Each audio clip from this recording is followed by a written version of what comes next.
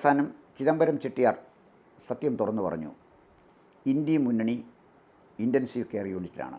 രക്ഷപ്പെടാനുള്ള സാധ്യത വളരെ വളരെ വിരളമാണ്. തമ്മിൽ തല്ലുന്ന ഈ മുന്നണിയുമായി മുന്നോട്ട് പോകാൻ പറ്റില്ല. അതിന് ഇന്ത്യൻ രാഷ്ട്രീയത്തിൽ സ്പേസ് ഇല്ല, അതിന് ഇടമില്ല എന്നാണ് ചിദംബരം ചെട്ടിയാർ അർത്ഥശങ്കയ്ക്കിടയില്ലാത്ത വിധത്തിൽ വെളിപ്പെടുത്തിയിരിക്കുന്നത്. ഇന്ത്യൻ നാഷണൽ കോൺഗ്രസ് അതിൻ്റെ സ്വാഭാവികമായ അന്ത്യത്തിലേക്ക് പോയിക്കൊണ്ടിരിക്കുകയാണ്. അതിൽ അത്ഭുതപ്പെടേണ്ട കാര്യമില്ല. പ്രായമായാൽ എല്ലാത്തിനും മാറ്റമുണ്ടാകും. മനുഷ്യന് മാറ്റമുണ്ടാകും, പ്രസ്ഥാനത്തിന് മാറ്റമുണ്ടാകും. ഒട്ടേറെ രാഷ്ട്രീയ പാർട്ടികൾ ഇന്ത്യയിൽ ഈ കാലഘട്ടത്തിനിടയിൽ ജനിച്ചിട്ടുണ്ട്, മരിച്ചിട്ടുണ്ട്. അതിലൊന്നും അത്ഭുതമുള്ളൊരു കാര്യമല്ല.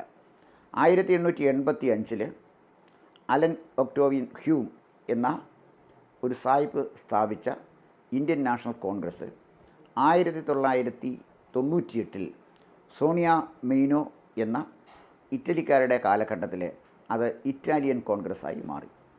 ഇന്ത്യൻ നാഷണൽ കോൺഗ്രസ് ഇറ്റാലിയൻ കോൺഗ്രസ്സായി മാറിയപ്പോൾ ഉണ്ടായ സ്വാഭാവികമായ പരിണാമം മാത്രമാണ് ഇപ്പോൾ കോൺഗ്രസ് സംഭവിച്ചുകൊണ്ടിരിക്കുന്നത്. രാജായിരിക്കുന്നു. അപ്പോൾ കോൺഗ്രസ് സ്വാഭാവികമായ ഒരു അന്ത്യത്തിലേക്ക് അടുക്കുമ്പോൾ വാർദ്ധക്യ സഹജമായ രോഗം മൂലം അന്ത്യഘട്ടത്തിലെത്തുന്ന ചില രോഗലക്ഷണങ്ങളാണ് ഇപ്പോൾ കോൺഗ്രസ് കണ്ടുകൊണ്ടിരിക്കുന്നത്. ചിദംബരം ചെട്ടിയാർ ഇത് മുൻകൂട്ടി തിരിച്ചറിഞ്ഞാണ് ഉള്ള സത്യം പറഞ്ഞത്. ഈ ഇന്ത്യ മുന്നണിയും കോൺഗ്രസും ഒന്നും നമ്മുടെ രാജ്യത്ത് നിലനിൽക്കാൻ പോകുന്നില്ല എന്ന്. ഈ സോണിയാജി അധികാരത്തിൽ വന്നത് രസകരമായൊരു സംഭവത്തിലൂടെയാണ്. സോണിയാജി അധികാരത്തിൽ വരുമ്പോൾ AICCയിൽ അഖിലേന്ത്യാ കോൺഗ്രസിൻ്റെ പ്രസിഡൻറ്റിൻ്റെ കസേരയിൽ ഇരുന്നത് സീതാറാം കേസരി എന്ന് പറയുന്ന ഒരു ദളിതനായിരുന്നു. സോണിയ കോൺഗ്രസിൻ്റെ പ്രസിഡൻ്റായി മതിയാകൂ എന്ന് സോണിയ ഭക്തന്മാരുടെ നിലവിളിയും കരച്ചിലും നെഞ്ചത്തടിയും കണ്ട് സഹിക്കാൻ വയ്യാതെ, അതല്ലെങ്കിൽ അവരെ കൊണ്ടത് ചെയ്യിച്ച് സോണിയാജി നേരെ AICC ആസ്ഥാനത്തേക്ക് വന്നു. AICC ആസ്ഥാനത്തേക്ക് വന്നപ്പോഴുണ്ട് താനിരിക്കേണ്ട കസേരയിൽ ഒരു കറുത്ത കുറുകിയ മനുഷ്യൻ അവിടെ ഇരിക്കുന്നു. അതാരാണെന്ന് ചോദിച്ചപ്പോൾ സീതാറാം കേസരിയാണ്, ഇദ്ദേഹമാണ് കോൺഗ്രസിൻ്റെ പ്രസിഡൻറ്റ് എന്ന് പറഞ്ഞ് അവിടെ ഇരിക്കുന്നത് എന്ന് പറഞ്ഞു. അവർ പറഞ്ഞ് ആദ്യം അയാളെ പിടിച്ച് പുറത്താക്കാൻ പറഞ്ഞു. സീതാറാം കേസരി എണീക്കാൻ തയ്യാറായില്ല. കോൺഗ്രസിൻ്റെ ഗുണ്ടകൾ ബലം പ്രയോഗിച്ച് കസേരയിൽ നിന്ന് സീതാറാം കേസരി എടുത്തു മാറ്റിയതിന് ശേഷമാണ് സോണിയാഗാന്ധിക്ക് ആ കസേരയിൽ ഇരിക്കാൻ പറ്റിയത്. ഈ സോണിയാഗാന്ധി വന്ന പോലല്ല സീതാറാം കേസരി കോൺഗ്രസിൻ്റെ പ്രസിഡൻ്റായത്. സീതാറാം കേസരി കോൺഗ്രസിൻ്റെ പ്രസിഡൻ്റായത് കൃത്യമായ തെരഞ്ഞെടുപ്പിലൂടെ തന്നെയായിരുന്നു.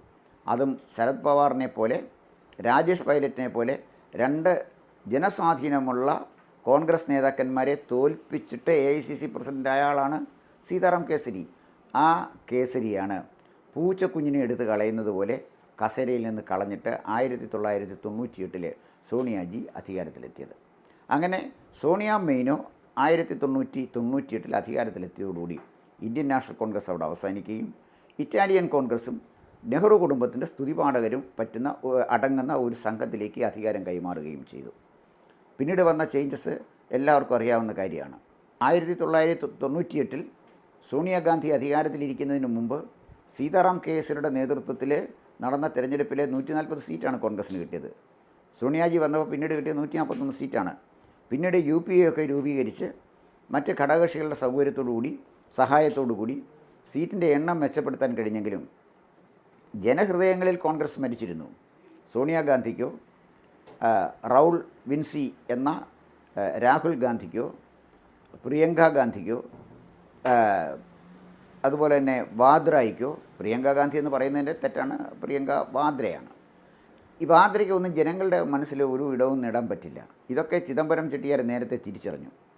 അദ്ദേഹം ഒരു കുറച്ച് കോൺഗ്രസ്സുകാരനായിരുന്നുവെങ്കിലും 1996 അദ്ദേഹം തമിഴ് മാനില കോൺഗ്രസ്സിലേക്ക് മാറി കോൺഗ്രസ്സിൽ നിന്ന്. അതിനുശേഷം തമിഴ് മാനില കോൺഗ്രസ്സിൽ വലിയ കിളച്ച് പിടിക്കുന്നില്ല എന്ന് കണ്ടപ്പോൾ 2001 ഈ ചിദംബരം ചെട്ടിയാർ കോൺഗ്രസ് ജനനായ പിരവേ എന്ന് പറഞ്ഞൊരു സംഘടന ഉണ്ടാക്കി. അതും ക്ലച്ച് പിടിക്കുന്നില്ല എന്ന് കണ്ടു. 2004 ബുദ്ധിപൂർവ്വം ചിദംബരം കോൺഗ്രസ്സിലേക്ക് വന്നു. കോൺഗ്രസ്സിൽ ഒന്ന് ആഭ്യന്തരമന്ത്രിയായി, ധനമന്ത്രിയായി. ഈ ചിദംബരം ആഭ്യന്തരമന്ത്രിയായിരിക്കുന്ന കാലഘട്ടത്തിലാണ് മുംബൈയിൽ ഭീകരാക്രമണം നടക്കുന്നത്. അപ്പോൾ അങ്ങനെ ചിദംബരത്തിനെ സംബന്ധിച്ചിടത്തോളം എവിടെ എന്താണ് സംഭവിക്കുന്നതെന്ന് മുൻകൂട്ടി കണ്ട് മനസ്സിലാക്കി നിലപാടെടുക്കാൻ കഴിഞ്ഞിട്ടുള്ള ഒരാളാണ്. അതിൻ്റെ ഭാഗമാണ് അദ്ദേഹം ഈ തമിഴ് മാനില കോൺഗ്രസ്സിലേക്ക് പോയതും കോൺഗ്രസ് ജനനായ പിരവേ എന്ന് പറയുന്ന സ്വന്തം പാർട്ടി ഉണ്ടാക്കിയതൊക്കെ അതിൻ്റെ ഭാഗമായിട്ടായിരുന്നു. എന്തായാലും നരസിംഹറാവുവിൻ്റെ കാലഘട്ടത്തിന് ശേഷം അദ്ദേഹം തിരിച്ചു വന്നു. സോണിയ കോൺഗ്രസിൻ്റെ ഒരു അവിഭാജ്യമായ ഭാഗമായി, ആഭ്യന്തരമന്ത്രിയായി, ധനമന്ത്രിയായി, അദ്ദേഹത്തിന് എത്താൻ കഴിയുന്ന ഉയരങ്ങളിലൊക്കെ എത്തിയെങ്കിലും തമിഴ്നാട്ടിൽ കാര്യമായ യാതൊരു വേരോട്ടമുള്ള ആളല്ല പി ചിദംബരം. തമിഴ്നാട്ടിലെ വളരെ സമ്പന്നമായ ഒരു ഫാമിലിയാണ് അണ്ണാമല ചെട്ടിയാരുടെ ഫാമിലി. അണ്ണാമല യൂണിവേഴ്സിറ്റി അടക്കം ഒട്ടേറെ സ്ഥാപനങ്ങളിൽ അവർക്ക് സ്വാധീനവും നിക്ഷേപമൊക്കെയുള്ള ഒരു ഫാമിലിയാണ്. അപ്പോൾ ചെട്ടിയാരെന്ന് കേൾക്കുമ്പോൾ സ്വാഭാവികമായിട്ടും മലയാളിക്കൊരു സംശയം തോന്നിയേക്കാം, കേരളത്തിലും ചെട്ടിയാരന്മാരുണ്ടല്ലോ, കുട്ടപ്പ ചെട്ടിയാരെ പോലെ വണിക വൈശ്യ സംഘത്തിൻ്റെ നേതാക്കന്മാരുണ്ട്. പക്ഷേ കുട്ടപ്പ ചെട്ടിയാരുടെ വണിക വൈശ്യ സംഘവും ചിദംബരം ചെട്ടിയാരുമായി കാര്യമായ ബന്ധമൊന്നുമില്ല. അദ്ദേഹം തമിഴ്നാട്ടിലെ ചെട്ടിയാരാണ്. രണ്ട് കൂട്ടരും ബിസിനസ്സുകാരാണ്. കേരളത്തിലെ വണിക വൈശ്യ സംഘവും ബിസിനസ് ഗ്രൂപ്പാണ്. അപ്പോൾ അവർ ഇവിടെ കേരളത്തിൽ ബിസിനസ് ചെയ്ത ആളുകൾ, ചെട്ടിയാരെ വേറെ ഒരു തരത്തിൽ തമിഴ്നാട്ടിൽ നിൽക്കുന്ന ആൾ. ഈ രണ്ട് കമ്മ്യൂണിറ്റിയുമായും കാര്യമായ ബന്ധമൊന്നുമില്ല. പേരിൽ ചെട്ടിയാർ എന്നുള്ള സാമ്യത്തിന് അപ്പുറമൊന്നും യഥാർത്ഥത്തിലില്ല. എന്തായാലും ശരി, ചിദംബരം ചെട്ടിയാർ കൃത്യമായി ലക്ഷ്യത്തോടു കൂടി തന്നെ ആണ് ഇന്ത്യ മുന്നണി അവസാനിക്കുകയാണ് എന്ന് പറഞ്ഞത്. അതിന് MK സ്റ്റാലിൻ പറഞ്ഞു, ഒരു കുഴപ്പമില്ല, അസുഖമായി ICUയിൽ വന്നിട്ടുണ്ടെങ്കിൽ ഓക്സിജൻ ഞാൻ തമിഴ്നാട്ടിൽ നിന്ന് കൊടുത്തയക്കാമെന്ന്. തമിഴ്നാട്ടിൽ നിന്നും ഹിന്ദു വിരുദ്ധ പ്രചരണവുമായി നിൽക്കുന്ന, അതുപോലെ തന്നെ ഭാഷയുടെ അടിസ്ഥാനത്തിൽ ഈ രാജ്യത്തെ വിഭജിക്കണമെന്ന് പറയുന്ന പ്രാദേശിക രാഷ്ട്രീയവുമായി നിൽക്കുന്ന MK സ്റ്റാലിൻ എന്ന DMK നേതാവിൽ നിന്ന് ഓക്സിജൻ സ്വീകരിച്ച് എത്ര കാലം ഈ ഇന്ത്യ മുന്നണിക്ക് തുടരാൻ കഴിയും?